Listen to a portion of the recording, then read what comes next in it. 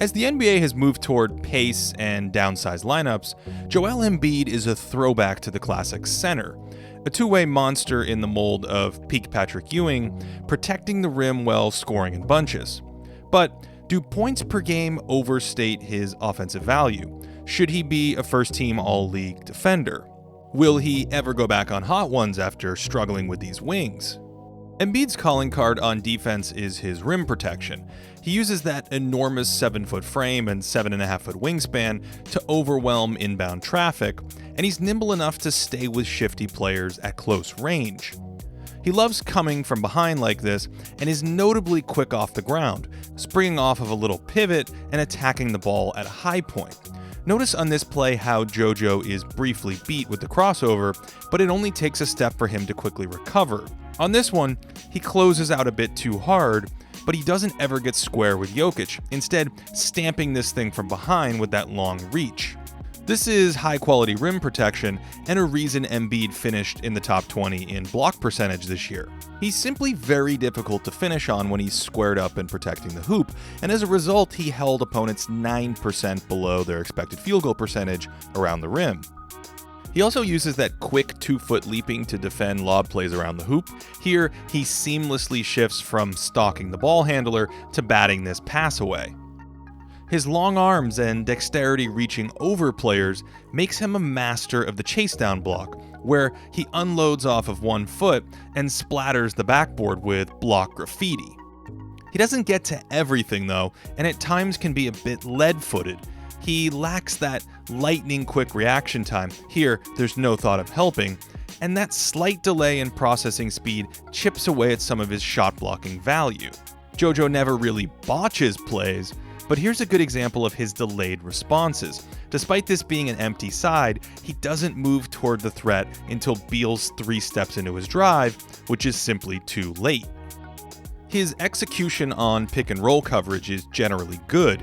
Here, that size and length destroy this fake pass. We know he can reach a lob, and he does very well on these drop coverages when guards attack the rim. He's excellent dropping into the restricted area, containing the ball handler while recovering back to the roller, and he has some mobility away from the hoop too, able to eat up ground with long strides like this. But he's not as comfortable outside the paint and doesn't want to meet guards up high, which means this is often open for sharpshooting smalls. When he does roam outside his comfort zone, his inability to change directions well can be exposed. He can lunge a bit or bite on fakes like this, and his hefty weight makes it hard to reverse course quickly and recover. This allows stretch bigs to pull him away from the paint and dent his effectiveness too.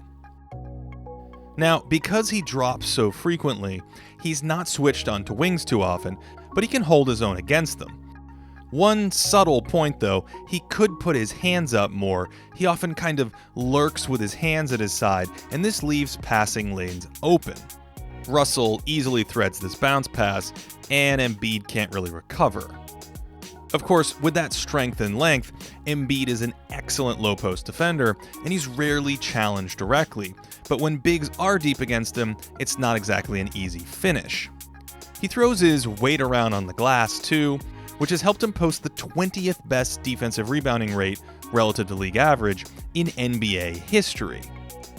And all that size and power make him a handful on offense, where he can just physically overwhelm other bigs, or sometimes swat away smaller players like they're pests en route to a highlight. His power game piles up free throws like some of the league's all-time bullies, and it's not just in the post. Embiid's a nightmare when he gets downhill with momentum, and he earns plenty of freebies off dribble drives like this.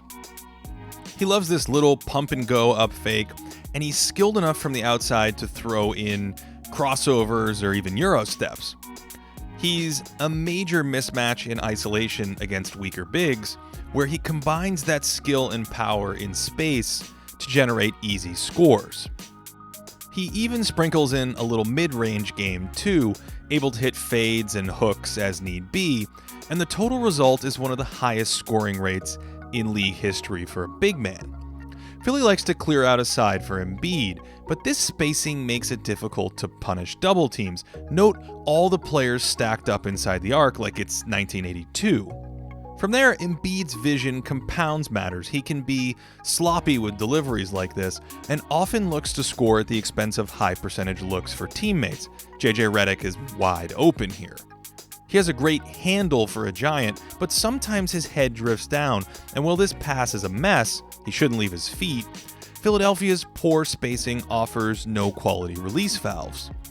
Even when the set pieces are in place, Embiid often misses layup opportunities, although he still pulls on the defense enough here to end up with an open look for a teammate. While JoJo regularly misses opportunities, I wouldn't call him a terrible passer.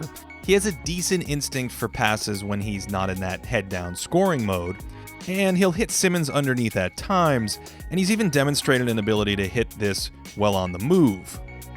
Another area Embiid could improve is his outside shooting. He has the ability to knock down triples, but he's one of the worst three-point shooters in the NBA. Embiid's at 30% over the last 2 seasons, just enough to keep defenses honest, but a level below positive for his team in the half court. Despite the playmaking warts, Embiid's still a decent offensive centerpiece, and most impact metrics view him as a top 10 overall player with that all-defensive team value. But the discrepancy here between the box score model and plus-minus ones suggests that he's more valuable to Philadelphia than he would be elsewhere, and that's an argument I buy to a degree, given the 76ers' lack of big men behind Embiid and JoJo's subpar playmaking. Embiid's unadjusted impact numbers benefit from this. Here's how the top 8 seeds stack up with their best player on the court, only in Joel's case, he feasts on second units more than most stars, given Philly's substitution patterns. And there doesn't seem to be much harmony with Ben Simmons and Jimmy Butler sharing the court with him. His closest statistical comparisons are, fittingly, 1964 Wilt Chamberlain and 1995 Shaquille O'Neal, although he lacks the obscene rim gravity and offensive rebounding prowess of a young Shaq. JoJo does follow his shot, which adds a little offensive value. He uses his mass to chase misses a la Tim Duncan, although sometimes with a bit more flair than the big fundamental. Adjusting for league-wide inflation, only 17 big men have ever scored at a higher rate than Embiid on positive efficiency, Chamberlain and Shaq included. But his lack of playmaking and off-ball value limit his ability to scale on better and better teams. And while he's a fantastic defender, those minor limitations prevent him from being in the conversation as best defensive player in the league. And when we add in his health, leading to both missed games and subpar conditioning, 2019 Joel Embiid, at least for me, slots in as a weak MVP level player. I've had a lot of questions recently about performances in the playoffs, so if you haven't seen it, I've made an entire video outlining playoff changes among star players over the years and what kind of changes typically occur in the postseason. A shout out to Ryan Davis for generating luck-adjusted plus-minus. You can find all his great work on his site, NBAshotcharts.com. And as always, thanks for watching, and I hope you're having a great day.